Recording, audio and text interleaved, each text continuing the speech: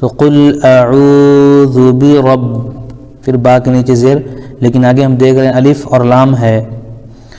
तो अलिफ और लाम जब आता है तो उसके बाद या तो हुरूफ क़मरी में से कोई हर्फ आता है या हुरूफ शमसी में से कोई हर्फ आता है।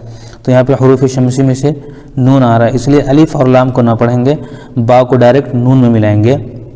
बिन कुल अऊज़ु बिरब्बिन, अभी जो है हमने बताया था कि नून और मीम पर अगर तशदीद हो तो एक अलिफ के बराबर गुन्ना करेंगे। तो यहाँ पर हम लोग कहेंगे कुल अऊज़ु बिरब्बिन। अब यहाँ पर नून अलिफ ज़बर ना है, अलिफ से पहले नून के ऊपर ज़बर होने की वजह से अलिफ मद्दा हो जाएगा, इसको भी एक अलिफ खींचेंगे। लेकिन चूँकि सीन पर हम वक्फ़ करेंगे तो वक्फ़ करने की वजह से ये मद्द आरिज़ हो जाता है। मद्द आरिज़ को एक अलिफ, दो अलिफ, तीन अलिफ भी खींच सकते हैं।